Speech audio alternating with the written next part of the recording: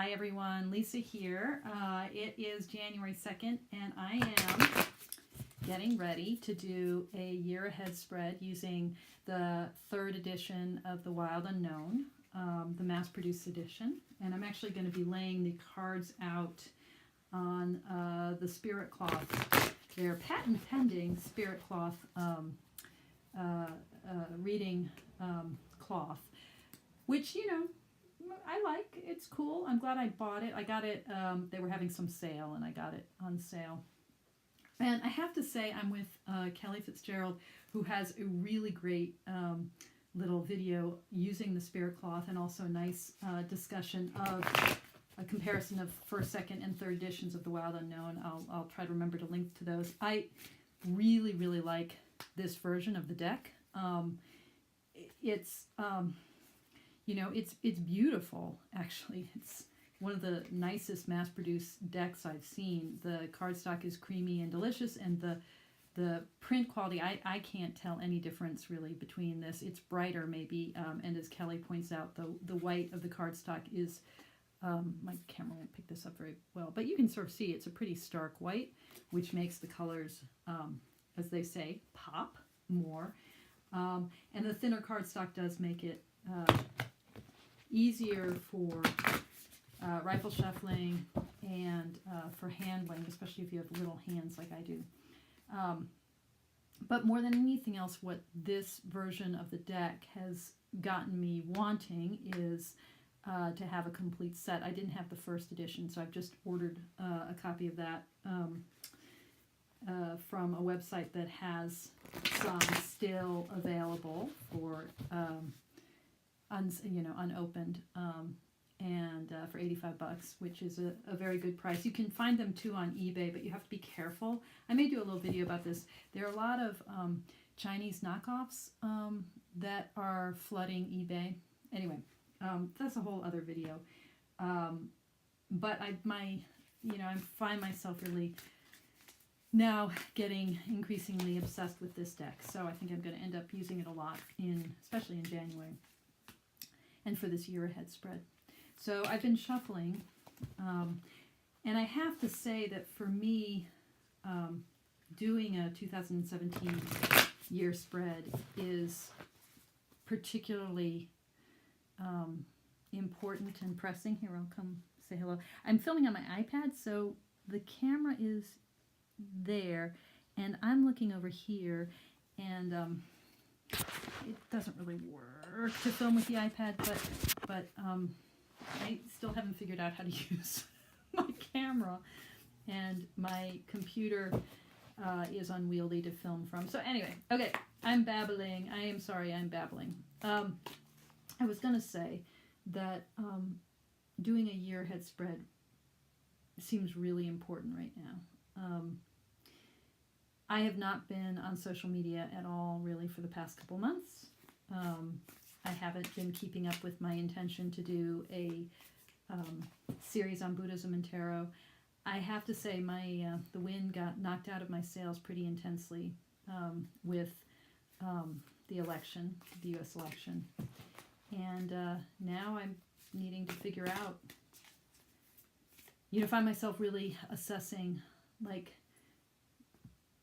what does one do in the world with an open heart and spiritual yearning and a questing mind, and how best to use those energies. I'm realizing in the wake of that election, and I don't want to get too much into politics right now, right here, but in the wake of the election, I'm realizing how much I sort of took for granted a kind of progressive tendency in the universe, that by and large things might get wonky and weird, but there might be losses here and problems there, and but by and large the human heart was opening up on a global scale. I didn't even really think that I thought that, but in the wake of the elections, where it seems like a huge reset and regression, I've had to encounter and come to terms with, and I'm still coming to terms with, my own presumptions of progress. And my Buddhism really always reminds me that the universe is turning, and that there are, in a very deep sense, no true gains and losses that aren't just another turn of the wheel. But to really absorb that truth at a deep level requires great spiritual diligence, I think. I don't know if any of that made sense. And it's weird because you're seeing my chin, not my face, and you're seeing my hands, but not really the cards. So let me stop babbling and pull this spread. So 2017, whoops, got some jumpers there. I'm not sure that those jumpers really want to get into this reading. Maybe they do. If they do, my impression is they will come back.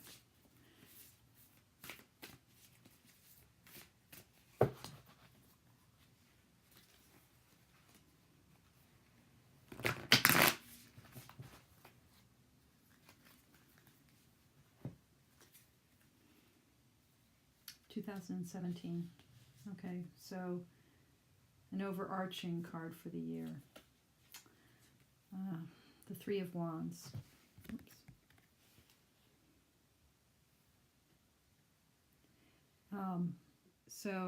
I actually had a really interesting reading the other day, a 3-card reading that had the center card. I was asking about a career opportunity, and the center card was the Ten of Wands, so it's oppression, which in this deck is pretty intense, and then flanking it was the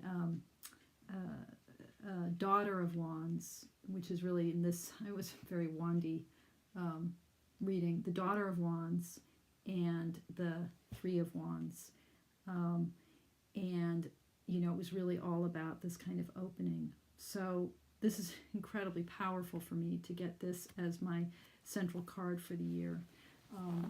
This sense of opening, of a kind of fearless, enterprising, adventurous embarking upon the world in all of its multiplicity of color and meaning. But this need, I think, excuse me, threes in general, whether it's the Three of Pentacles or the Three of Cups, keep reminding, or the Three of Wands, keep reminding me about the importance of coming together in community to achieve projects.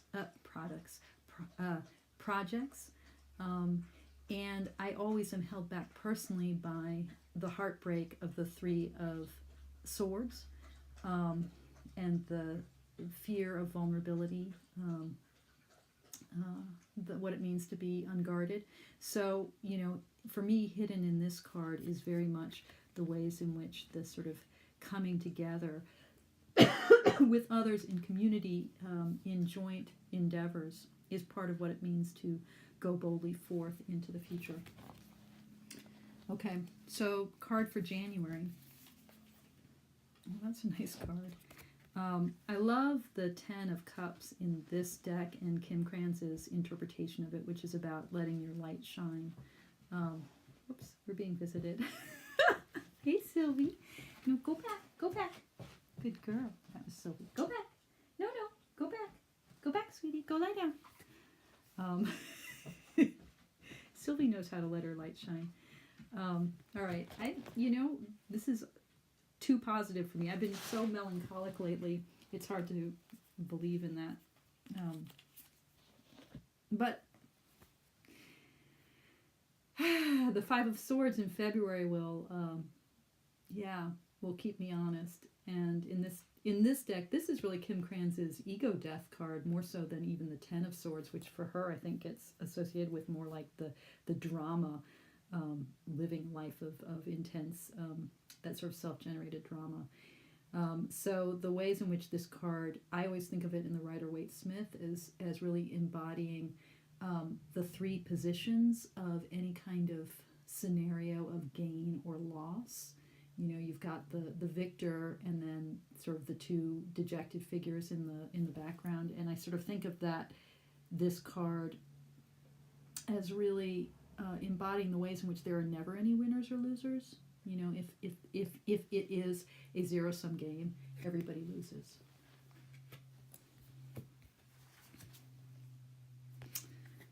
March, that kind of sparking forth, that sudden burst in the Eight of Wands, especially in this deck, that sort of flash of insight, of transformation. It's also the lightning flash of the Tower. I mean, there is this towery energy that can be unleashed, I think, in the Eight of Wands. So April, the Hermit. So I love this card. I love the. I'm not sure that the Hermit isn't always about solitude. It isn't always about retreat. I think the traditional imagery of the Hermit, for me, ties it also to the kind of origins of the card in the notion of time and temporality, Father Time with the hourglass, or a figure of prudence, of what it means to be circumspect and to be able to weigh the moment and know how to act in the moment. But I think in Kim Kranz's deck, it really is this retreating within to allow the light to shine. In a Buddhist context, we talk about, there's a very famous line that goes back centuries and centuries that talks about meditation as turning the light and shining it back toward the source. So instead of trying to illuminate external truths, allowing oneself to find sustenance in the very source of light, in mind itself, in intuition and insight itself. And so that illumination there,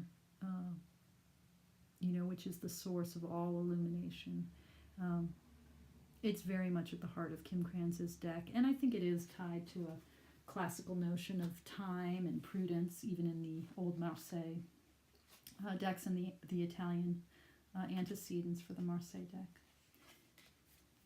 Oh, this is a beautiful card.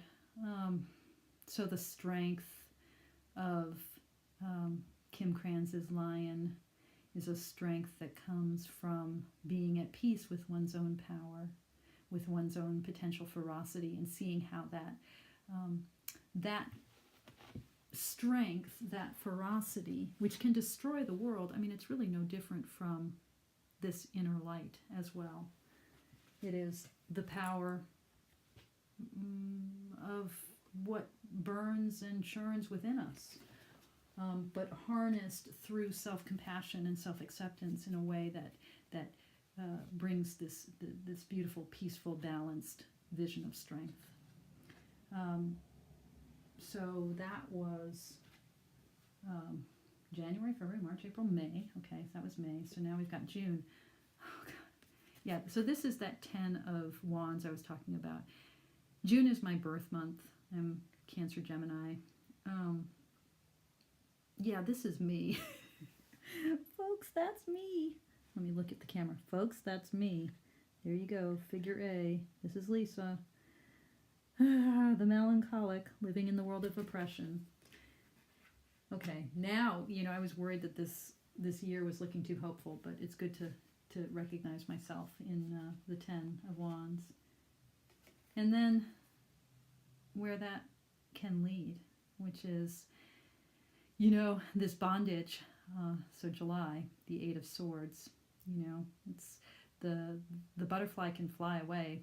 It's the rigidity of the chrysalis of that imprisonment is self-imposed. August. Ew, the sly fox. So I gotta say, 7 of Swords is a card I never freaking understand. I've struggled with this card so much. It's like, in the Druidcraft deck, it's sort of about stratagem. It has a really positive connotation. It's the theft card, it gets associated with stealth and trickery, but also, like with Druidcraft, with this kind of ability to use, to think strategically. I think in general, I need to make peace with my inner fox. August. Well, this is a beautiful card in Kim Kranz's deck. The impasse here being this way in which we block out the sun with our inability to come to terms with the either ors in which we've constructed our life. September. Are we in September? Yes, September. And that's a nice card, the Ten of Pentacles, Ten of Discs.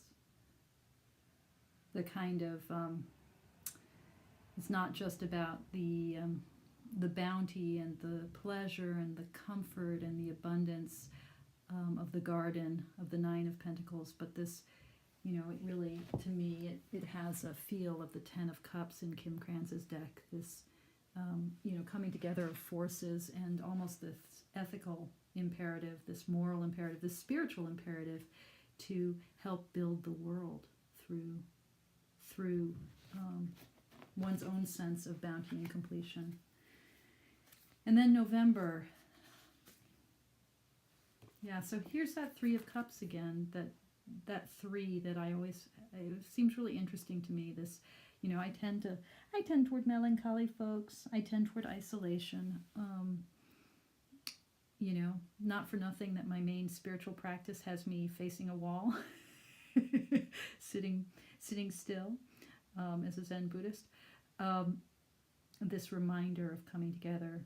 Now, I don't know about you, but the Three of Cups, maybe this is also because the ways in which this deck deeply connects with my love of the Raven's Prophecy deck and my love of Maggie Stiefvater's imaginative, her imagination. So even though this, is meant to be a positive card in Kim Kranz's deck, is meant to carry on the sense of celebration and community from the Rider-Waite-Smith system, maybe it's also because of the sunsetty colors of the card and the way in which the birds and the cups are in silhouette. This looks kind of melancholy to me. This looks kind of like that beautiful sense of community, but where there's also this sense of sorrow coming together, but in a world that might be dying, or where the light might be dying. I don't know what to do with that, but that's my association. Okay, and here's December. Right after the election, I did a poll with my mini Rider-Waite-Smith that I carry with me everywhere, and it was just two cards, and I think they may have even both jumped. It was Temperance and the Tower, and I actually think that those are kind of my overriding cards for this moment, in that kind of I Ching way of pulling the cards to sort of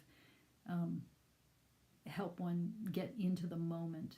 But this, ability to combine water and fire, this balancing of opposites, this temperance, which is supremely artful. And here I'm thinking about the way in which in the Thoth deck, temperance is art. I'm not a very temperate person, which is why I need Zen Buddhism very badly to get me balanced. I'm not a patient person. This card, more than any other, helps me remember that when you're in a towery kind of moment, especially, which I think we all are right now, potentially, finding a way to hold opposites together, to live within the space of paradox, to not seek too quickly for solutions or answers or settled truths, but instead being able to dwell in the realm of ambiguity and suspension. This card is really important for that. So this is December. And that's my year ahead. All right. So let's see if I can. So this is the full Monty, folks. This is my year. I guess that's not a very neat circle, but there you go. And Kuan Yin presiding over it all. Happy New Year, everyone. May you be safe and sound and healthy and happy. And may you find much May you find what you're looking for this year, and perhaps even find the ways in which that which you are looking for is already here. Okay? Love to you all.